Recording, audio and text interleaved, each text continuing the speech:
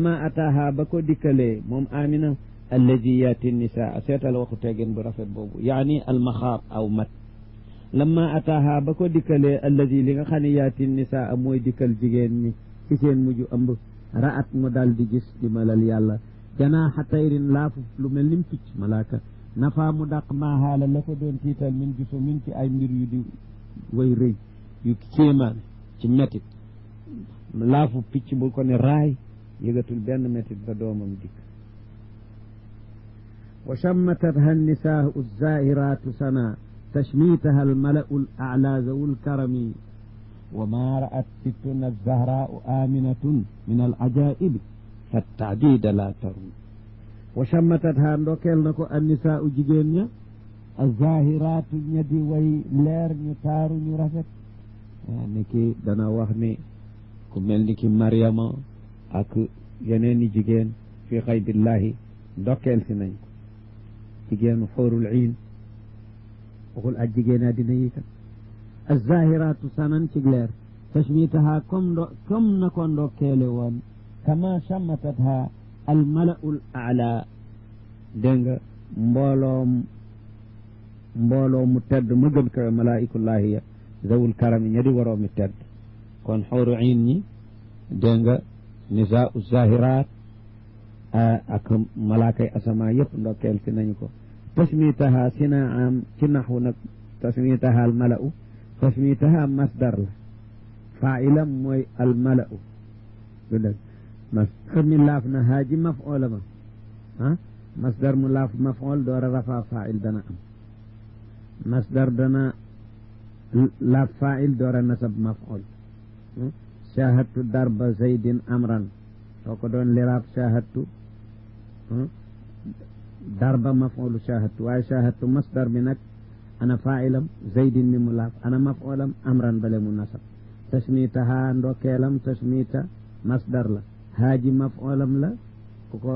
ko doon def mala'u tasmitaha al mala'ul a'la zawul karami naatu mala'u wa ma ra'at li nga xam ne gis na ko sittuna ay asluhu sayyidatuna arab dana jëfandikoo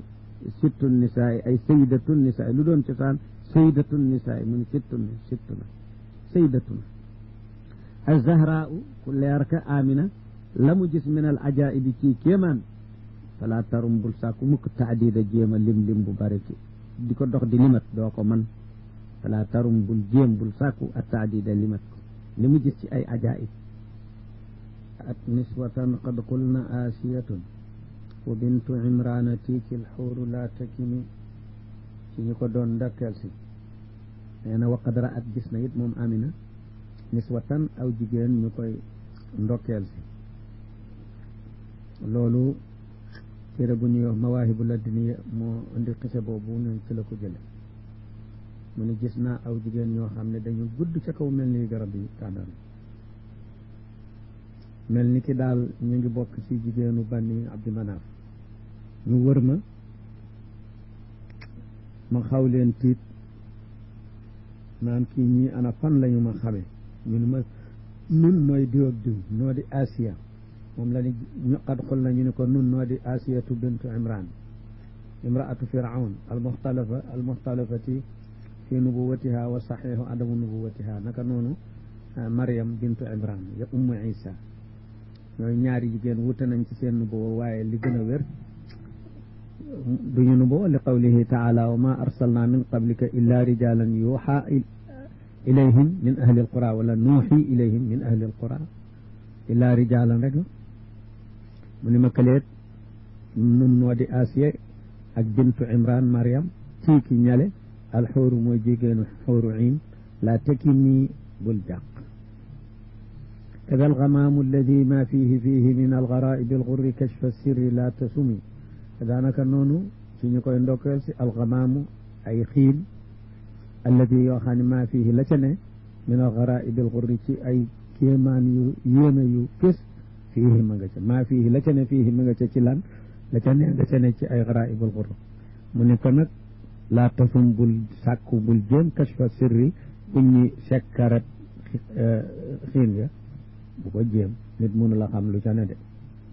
ra'at ثلاثة أعلام قد انتصبت في كعبة المشرق. bëgg ci vidéo yi abonné chaîne Kontouring sans activer notification abonné activer